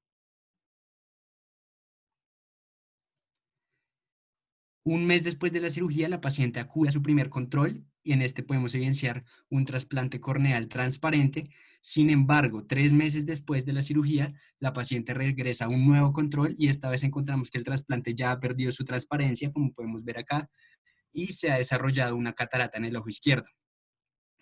Hasta el momento del reporte del caso, la paciente estaba a la espera de una nueva queratoplastia combinada con una faquectomía. Entonces, en el caso hablamos de que se trataba de una queratitis por acantamoeba. ¿Y qué es la acantamoeba? Entonces es un protozoo de vida libre más prevalente en el ambiente, es el protozoo de vida libre más prevalente en el ambiente y que es capaz de sobrevivir o de completar su ciclo biológico en prácticamente cualquier medio debido a su presencia de numerosas mitocondrias. Sin embargo, como había mencionado previamente, se encuentra principalmente en agua contaminada con bacterias y material orgánico. Este tiene dos estadios, el primero siendo el trofozoito y el segundo el quiste. El trofozoito es el estado de alimentación y reproducción, es decir, aquí es donde se alimenta de las bacterias presentes en el medio y se multiplica por fisión binaria, y el quiste es el estado resistente. Este estado resiste temperaturas extremas, antimicrobianos, entre otras cosas. Los quistes, como podemos ver en la imagen superior derecha, presentan doble pared, una externa conformada por proteínas y lípidos. Se me pasó. Una externa conformada por proteínas y lípidos y una interna que contiene celulosa, lo que hace que cuando se hace una tinción con ácido periódico de Schiff sea positivo. Y en la imagen de abajo podemos ver que en ambos estadios se puede transmitir la cantamoeba y puede ingresar al organismo por diferentes partes, siendo estas nariz, boca, heridas de la piel, y según esto va a generar una diferente manifestación, pero la que nos va a importar en este momento es el ingreso a través de los ojos, que es la que va a generar la queratitis como tal. En cuanto a la epidemiología de la queratitis por acantamoeba, sabemos que el 85% de los aislamientos de acantamoeba en la córnea fueron obtenidos de cultivos de córnea de pacientes que usaban lentes de contacto, la gran mayoría de estos pacientes que tenían una incorrecta limpieza de los lentes. Sin embargo, también sabemos que solo el 1% de los pacientes cultivados para una posible queratitis infecciosa se terminó identificando presencia de acantamoeba, es decir, que la queratitis por acantamoeba sigue siendo significativamente menos común que otras formas de queratitis asociadas o no al uso de lentes de contacto. Sabemos también que la prevalencia es igual en hombres y en mujeres. En cuanto a los factores de riesgo, como habíamos mencionado antes, el principal factor de riesgo es el uso de lentes de contacto, pues estos generan una alteración inmune en la superficie corneal y, como bien había dicho mi compañero, facilitan la adhesión de bacterias y la producción de biofilm, lo que a su vez mantiene constante la presencia del alimento y favorece la proliferación de la ameba. Además, este riesgo aumenta cuando hay mala higiene de los lentes, cuando se colocan durante la noche, por ejemplo, en los pacientes que están con ortoqueratología y los pacientes que nadan con los lentes. Otros factores de riesgo incluyen los traumatismos corneales, que facilitan que la ameba llegue directamente al estroma, y el contacto directo con cuerpos extraños o agua contaminada. En cuanto a la patogénesis, se sabe que la infección ocurre cuando el patógeno atraviesa pequeños defectos epiteliales corneales que pueden estar causados bien sea por el uso de lentes de contacto o por otros factores, y aunque faltan estudios con respecto a esto, se cree que hay dos mecanismos principales que permiten la invasión de los tejidos y la producción de las lesiones características. Entonces, el primero de estos es la proteína de unión a manossas, que es una proteína que se une a la glicoproteína manosilada de las células del epitelio corneal, facilitando la adhesión inicial al tejido corneal. Y por otro lado, el otro mecanismo son las proteasas y las enzimas cirolíticas, que generan la degradación de la matriz extracelular, las muertes de la célula epitelial corneal y posteriormente, como vemos en la imagen, la degradación del estroma, cada vez penetrando más profundamente. Es importante saber que en el estroma el protozoo puede proliferar y subsistir, alimentándose tanto de bacterias como de queratocitos. En cuanto a la clínica, existe un amplio espectro de signos y síntomas que representan distintos estadios de la enfermedad. Entonces, inicialmente tenemos que la queratitis puede ser asintomática o por otro lado puede presentar algunos síntomas como lo son dolor desproporcionado comparado con hallazgos físicos, ojo rojo, fotofobia, visión borrosa, lagrimeo y sensación de cuerpo extraño.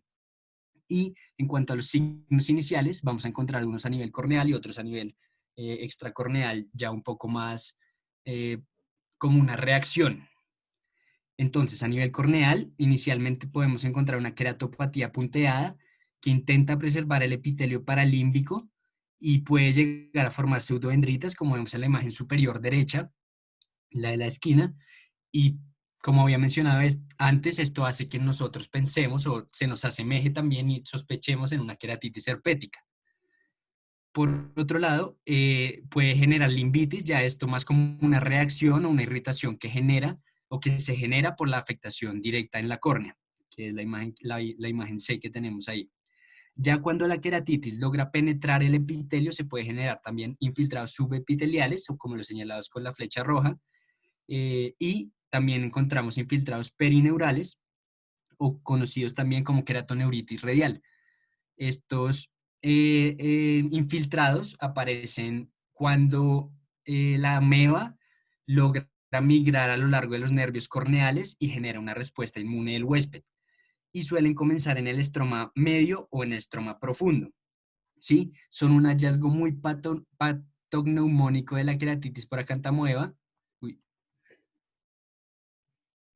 de la queratitis por acantamoeba, pero también han sido descritos en la queratitis por pseudomonas.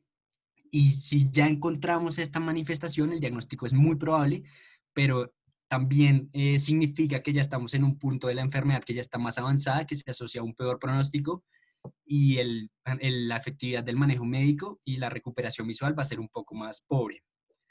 Si la enfermedad sigue progresando, se pueden llegar a presentar también ulceraciones indoloras, infiltrados anulares, que es otro signo muy característico de esta etiología, y se genera por la presencia de varios infiltrados que terminan uniéndose y generando esta forma de anillo que vemos acá en la imagen en el recuadro punteado. Puede llegar a presentar edema corneal, y a nivel extracorneal puede generar placas endoteliales y uveitis anterior y presencia de pus en la cámara anterior o hipopion. Ya si no se maneja a tiempo, algunas de las complicaciones que se pueden presentar son abscesos, una escleritis que de igual manera que la limbitis suele ser más reactiva, más por la respuesta inflamatoria que por una extensión de la infección. Se puede presentar dacroadenitis, glaucoma, catarata, infección microvena secundaria, y lo que vemos en el recuadro punteado son cosas que pueden suceder en cualquier fase de la queratitis. Entonces, la opacificación estromal y vascularización, como vemos en la imagen, y la lisis corneal, que a menudo es en la periferia de un área de infiltración.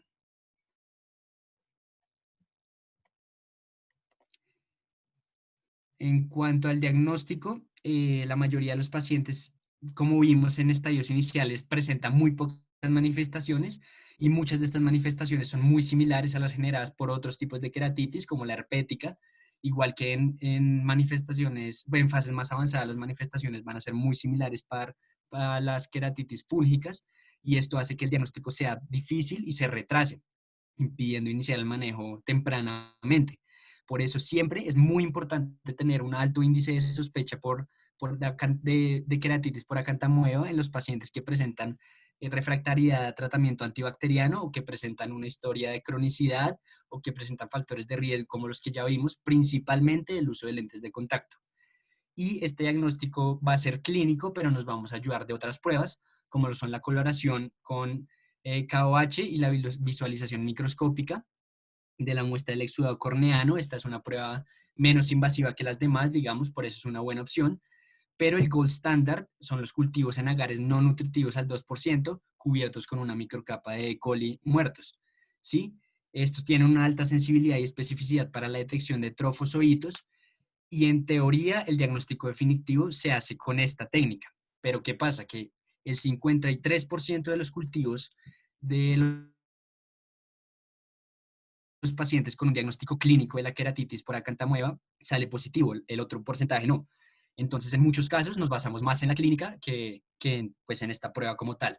Otra opción es el raspado corneal o la biopsia con tinción de ácido periódico de Schiff o blanco de calcofluor, que permite revelar tanto quistes como trofoszoitos. Entonces, podríamos ver que pues, nos preguntaríamos por qué no usamos esta opción y por qué no es el gold standard. Y esto es porque es muy invasiva y añade una carga extra para la cicatrización corneal, por lo que únicamente se debe considerar cuando las otras pruebas, los otros métodos no son determinantes. Y finalmente tenemos la microscopía confocal, que identifica los quistes, tiene una sensibilidad muy buena, mayor al 90%, una especificidad cercana al 100% también. El problema es que su interpretación no es tan fácil, y esto se presta para muchos errores. Y existen otras técnicas un poco más nuevas, como lo son la PCR de Schroeder y la secuenciación genética, pero no vamos a entrar en detalle con eso. En cuanto al tratamiento, como había mencionado previamente, consta de manejo con antiamebianos. Hay dos grupos principales, las vinguadinas y las diamidinas. las pautas en cuanto a este manejo son un poco inespecíficas, pero lo que se hace normalmente es manejar con una combinación de una vinguadina y otra vinguanida o una vinguadina y una diamidina. ¿Sí? Se inicia el manejo en instilaciones horarias y progresivamente va mejorando el cuadro o se va viendo una evolución, se va disminuyendo esto gradualmente. La duración del tratamiento depende de si del microorganismo logró enquistarse y en estos casos pues se prolongaría inclusive por meses. Es importante también saber que con frecuencia puede haber recurrencia de la queratitis una vez se haya retirado el tratamiento, por lo que muchas veces es necesario mantener este tratamiento por un largo periodo de tiempo. Asociado a esto vamos a utilizar AINES para generar, pues para controlar el dolor, y algunas otras cosas que podemos utilizar son el desbridamiento cuando la queratitis aún está en fases tempranas. Esto nos va a ayudar a facilitar la penetración de los colirios antifúngicos, que no van a ser eficaces en todos los casos, pero en algunos casos sí, en ciertos casos. La queratoplastia terapéutica, que es necesaria cuando se genera una opacidad corneal residual que produce pérdida de la visión, o que en los casos resistentes al manejo médico, o ya cuando hay una perforación de la córnea como tal. Y los corticoides también son utilizados en algunos casos, su uso es controvertido, pues si bien sí mejoran significativamente la sintomatología, también se han asociado a un desarrollo precoz de recurrencias y a una tasa más elevada de fallo en cuanto al uso de antiamebianos. Importante siempre realizar un tratamiento temprano. ¿Por qué? Porque entre más nos demoremos, más alta va a ser la tasa de fallo, ¿sí? Si nosotros diagnosticamos y tratamos tempranamente, vamos a esperar desenlaces excelentes y, pues esto va a tener un mejor pronóstico para nuestro paciente.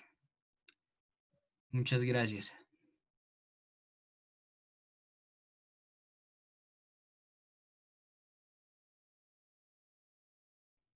Buenas noches para todos. Vamos con el último caso sobre queratitis bacteriana. Espero ser muy concisa, pues porque ya es momento de terminar, pero bueno. Entonces, este caso se llama queratitis por neumococo. Es un paciente que consulta siento dolor en el ojo derecho. La enfermedad actual es un paciente masculino que acude a urgencias porque tiene un dolor, enrojecimiento y disminución de la agudeza visual en su ojo derecho hace una semana. Y previamente, cuando fue al médico, le dijeron que tenía conjuntivitis aguda y le formularon tobramicina y dexametasona. Niega antecedentes, niega alergias. Lo único es que tiene un antecedente quirúrgico de cirugía de cataratas hace 4 años. En el examen oftalmológico, todo lo que es ojo izquierdo está perfecto, no hay alteraciones. En el ojo derecho encontramos una agudeza visual de 20/125 que mejora con el estenopeico a 20/100. En el examen por biomicroscopía encontramos hiperemia ciliar moderada, que es más intensa en el cuadrante temporal superior, una lesión corneal blanca infiltrada de 4 por 4.5 milímetros, como lo vemos en la imagen, con un edema perilesional, restos de sutura de nylon y adelgazamiento corneal de un 70%. El plan es tomar muestras mediante un raspado del acceso corneal para un cultivo en agar sangre, agar chocolate, agar por sabor out y tioglicolato. También se toma un cultivo sobre la sutura que encontraron y el exudado conjuntival. Y durante la espera de sus resultados se deja como un diagnóstico de acceso corneal secundario a la sutura corneal. Y el tratamiento que se deja mientras tenemos el resultado oficial es colirio de vancomicina reforzado y ceftazidima.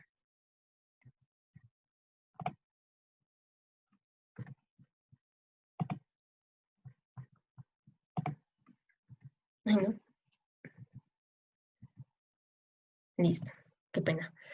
Con este tratamiento la respuesta no fue favorable. Tuvimos que a las 48 horas el paciente continuaba con un dolor intenso, sin mejoría, aparición de hipopión a las 48 horas, como vemos en la imagen. Hipopión se refiere a la presencia de leucocitos en la cámara anterior, como ya lo he mencionado antes. Entonces, ante este empeoramiento del cuadro, se decidió añadir voriconazol por vía oral y vía tópica. Este medicamento es un antifúngico, porque se consideraba que puede ser una sospecha de origen micótico.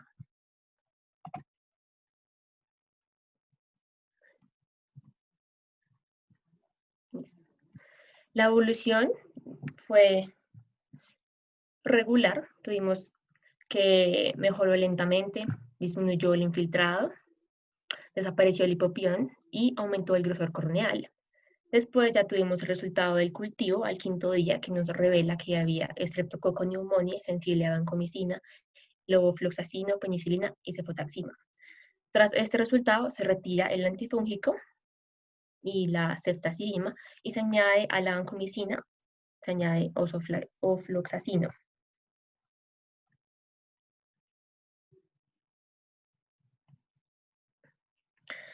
La discusión que tenemos es que ante una lesión corneal debemos distinguir si este cuadro inflamatorio es de origen inmune o infeccioso. Y si es infeccioso, debemos intentar definir el germen responsable. Para hablar un poquito sobre cómo responde el ojo ante estos estresores infecciosos, tenemos que los mecanismos de defensa son párpados, lágrimas, la flora microbiana ocular, el sistema inmune y el epitelio corneal íntegro.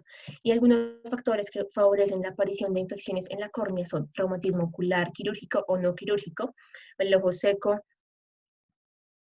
y otros factores, pero el que más nos importa acá es el traumatismo ocular quirúrgico que teníamos en el antecedente del paciente por la cirugía de cataratas.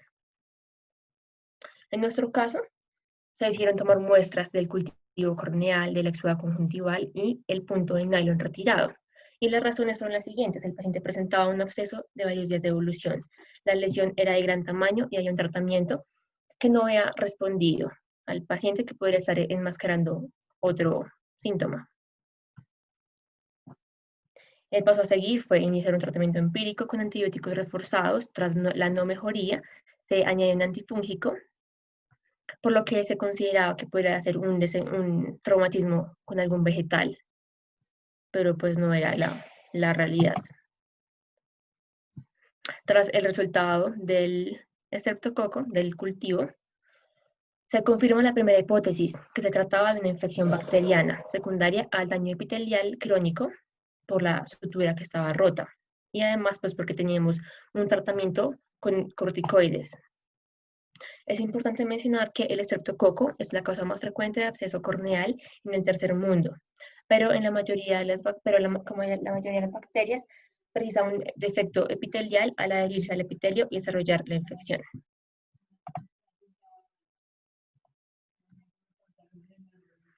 Según la literatura, el tratamiento del absceso corneal debe iniciarse con antibióticos tópicos reforzados como vancomicina, ceftazidima o toramicina. En algunos casos se puede utilizar el uso de quinolonas. Y los factores predictores del fracaso para este tratamiento son úlceras de tamaño mediano o grande, cultivos negativos, la presencia de hipopión, una agudeza visual disminuida y pacientes de edad avanzada.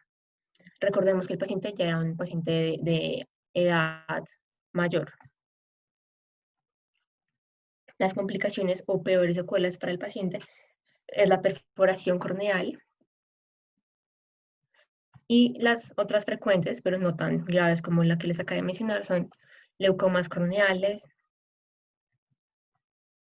Listo. Para concluir, tenemos que la exploración clínica no puede ser la única base para decidir el tratamiento de una úlcera infecciosa. Es importante tomar la muestra de estas heridas, de estas, sí, como úlceras, y para así poder identificar el microorganismo y hacer un tratamiento individualizado. A pesar a pesar de las técnicas diagnósticas rápidas y modernas como la PCR, esta se considera que es una técnica de gold estándar, que nos permite determinar el agente causal y también el antibiograma. ¿Listo?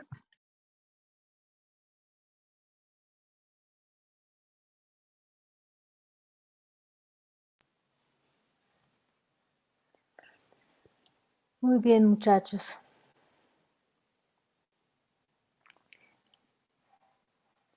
Eh, bueno, no sé si hay alguna pregunta de parte del público.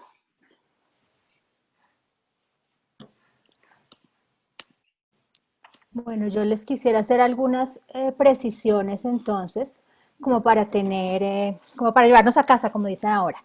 Entonces, hay que tener presente que casi el 50% de los cultivos pueden ser negativos, es decir, que no sale nada, por eso el abordaje clínico y la precisión en la evaluación clínica es tan importante, determinar muy bien la localización, la forma, la profundidad, si son múltiples, si son únicas, todas las características que nos van a permitir individualizar cada úlcera y poder establecer pues qué orientación terapéutica podemos tener.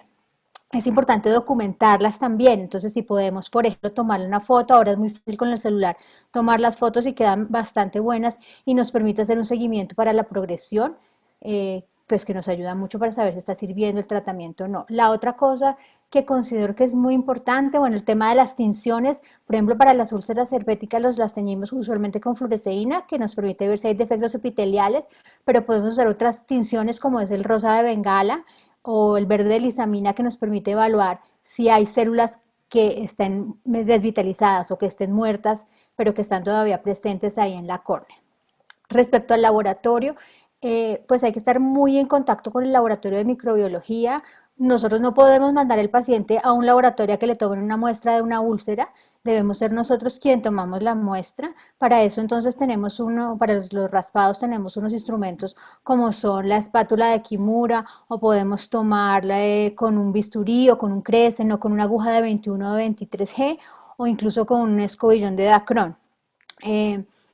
Las biopsias se hacen en caso de úlceras refractarias, cuando ya son muy avanzadas o con infiltrados muy profundos y con cultivos negativos, con precaución no hacerlo muy cerca de los sitios que están muy delgados para no ir a generar una perforación. Y se pueden hacer con una aguja de nylon 10-0 y se pasa la aguja a través de la lesión y después se cultiva esa aguja con la lesión. Respecto al tratamiento, pues en Colombia tenemos pocos medicamentos, la moxifloxacina y la gatifloxacina, que son las fluoroquinolonas. Pues hay que tratar con mucho cariño esos medicamentos y no sobreutilizarlos porque si generamos resistencia bacteriana después no vamos a tener con qué tratar las úlceras y pues los fortificados generalmente con cefalosporinas y aminoglucósidos que generalmente se ajustan según el antibiograma, pero pues en general empieza uno con ceftazidime y amicacina inicialmente cuando las características de la úlcera bacteriana lo indican. Aquí en Colombia hay polienos que son la natamicina y la anfotericina, triazoles que son el boriconazol, el itraconazol y el fluconazol. La clorexidina y la sulfadiazina de plata también se usan y para saber si uno debe asociar la natamicina con el boriconazol, o sea, o poner los dos medicamentos o usar natamicina, boriconazol oral. Hay unos estudios que son el estudio MUD-1 y el estudio MUD-2 que nos dicen si realmente es eficaz esa asociación y pues en qué momento deberíamos usarlo. Entonces les recomiendo que revisen esos estudios, se llaman estudio MUD-1 y estudio MUD-2. Respecto al herpes, bueno, pues hablaron bastante de ese tema. Les recomiendo que revisen la guía de la Academia Americana de Oftalmología, está publicada en la página de la Academia del 2014 y ahí les hablan también de todo lo del Herpetic Eye Disease Study, donde pues tipifican muy bien la enfermedad y sobre todo en esa guía nos dicen exactamente cómo debemos manejar los pacientes enfocados sobre todo a prevenir las recaídas, que es lo que más nos preocupa en el herpes. Y finalmente, pues los coadyuvantes en esta esto es muy importante, los cicloplégicos, el uso de esteroides, sobre todo el cicloplégico para disminuir el dolor, los anticolagenolíticos como la doxiciclina, la vitamina C, la medroxiprogesterona, son importantes. Ustedes que son curiosos pueden ver cómo funciona eso a nivel ya molecular.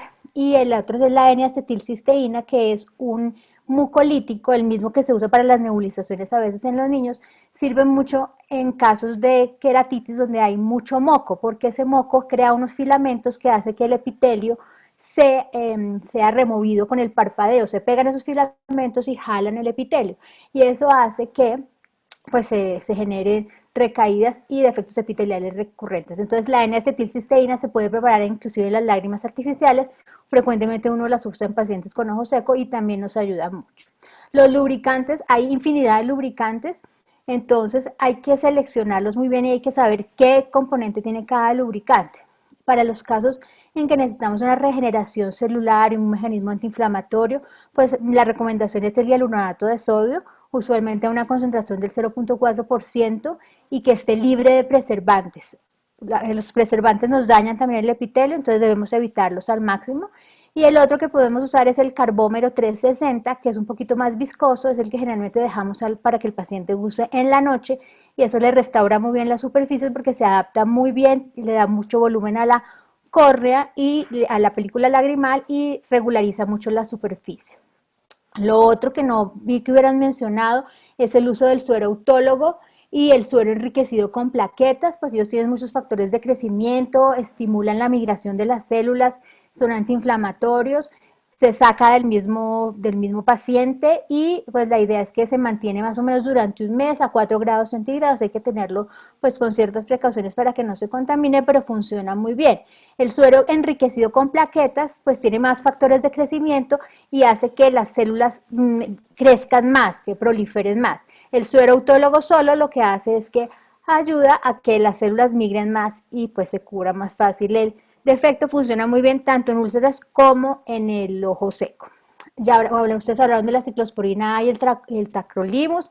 El tacrolimus es un poquito más fuerte que la ciclosporina, pero también ayudan con todos esos mecanismos inflamatorios a regular un poquito la respuesta y a que se disminuyan los marcadores inflamatorios. Hay 3 medicamentos o 3 sustancias que son nuevas, que son el calcicol o que son proteoglicanos para la regeneración extracelular y pues han demostrado que ayudan a restaurar bastante bien la superficie ocular. No tengo ningún interés comercial con esto, son productos que son nuevos, que no han llegado todavía, que ya están en fases avanzadas de investigación y pues que prometen bastante, sobre todo para las úlceras neurotróficas. El otro es el factor de crecimiento neural, que se llama centegermin. Y el otro es el que se llama Sidra o el Difitegrast, que disminuye también la liberación de citoquinas, se utiliza mucho en ojo seco, tiene un efecto parecido a la ciclosporina y al parecer ha dado buenos resultados. Y adicionalmente la carboximetilcelulosa con insulina lantus también ha demostrado que ayuda con la regeneración celular, es muy importante. Y por último, ya para terminar, pues las inyecciones intraestromales e intracamerulares de antibióticos también funcionan bastante bien. Las subconjuntivales no tanto porque pues, se usan en caso de que no haya adherencia al tratamiento. El tratamiento con gotas en estos casos debe ser muy juicioso y debe ser cada 2 horas, día y noche y bueno, muy estricto para los casos severos. Y a veces pues se podría ayudar la inyección intraestromal, se hace con una aguja de 0.5 o de 1 mililitro y una aguja de 30 G. El debridamiento es importante porque revitaliza las células nuevas, quita lo que está malo y lo que está bueno, sobre todo en las queratitis herpéticas. El cianoacrilato, que es el Pegadit, se puede usar en úlceras menores de 3 milímetros también cuando vemos que hay inminencia de perforaciones. Pero pues funciona a veces, pero pues no es que sea tampoco exitosísimo, pero puede funcionar para que no tengamos complicaciones severas. El recubrimiento de la conjuntiva, como ya hablamos, y el uso de la membrana amniótica para preparar una superficie para hacer un trasplante de córnea más adelante, sobre todo la membrana amniótica pues tiene muchos factores que ayudan a la regeneración, pero hay que ponerle varias capas para que no se reabsorba tan rápido y no se vuelva a aparecer pues la perforación o el adelgazamiento. Y el crosslinking, se han oído pues el intercruzamiento de fibras de colágeno, también ha demostrado alguna utilidad en el fortalecimiento de esas capas de colágeno que están débiles y tiene alguna implicación en algunas úlceras. El doctor Alliot hizo un metaanálisis, una revisión en el año 2013 y pues lo pueden buscar si quieren profundizar un poquito más en cómo funciona el crosslinking y cómo puede favorecer la progresión de las úlceras. Por último, pues la queratoplastia. Y bueno, gracias a Dios nuestra práctica oftalmológica no es tan exótica ni es tan difícil con esos casos tan difíciles. Generalmente los casos son buenos, generalmente mejoran fácil y si uno los diagnostica rápido, generalmente son de buen pronóstico, pero pues hay que estar muy juiciosos y muy alertas pues, a tratarlos adecuadamente. Y eso es lo que les quería compartir. Muchísimas gracias, doctora. Doctora, a mí me quedan dos dudas. Pues yo he escuchado algo de la insulina tópica y pues también del Lantus, pero entonces, ¿estarían más recomendadas cuando tenemos distrofias corneales como un PUC o en qué casos estarían pues más recomendadas? Pues la insulina la estamos usando cuando son esas úlceras de difícil cicatrización, que tú ves que le pones todo y no te mejora, que está muy adelgazada, es como otra de las alternativas para estimular la regeneración celular. Entonces, como esas úlceras neurotróficas, no lo usamos mucho en realidad es muy poco, hasta ahora estamos como en la primera fase de experimentación, pero pues digamos que esa es una opción, ¿no? Todavía falta mucho por estudiar respecto a eso. Y la otra pregunta que tenía era, ¿cuál sería como el seguimiento más acorde a un paciente con una úlcera de Muren, pues en cuanto a, después, pues posterior a la resolución del cuadro agudo? Pues tienes que hacerles como depende, porque si está ya inactiva, posiblemente pues no se va a volver a presentar sintomatología, pero pues los pacientes deben estar alertas a cualquier mínimo síntoma para poder intervenirlos oportunamente. La verdad, eso es rarísimo. O sea, si yo te digo, yo en mi vida he visto un caso de esos, estos han sido puro casos de libro, y pues la verdad, lo más importante es que los pacientes consulten tempranamente, que no se pierdan y que lubriquen sus ojos siempre y que se protejan del sol y del viento y avisar en caso de síntomas. Perfecto. No sé si, muchísimas gracias, doctora. No sé si a alguien más le quede alguna duda o inquietud que le quiera hacer a la doctora.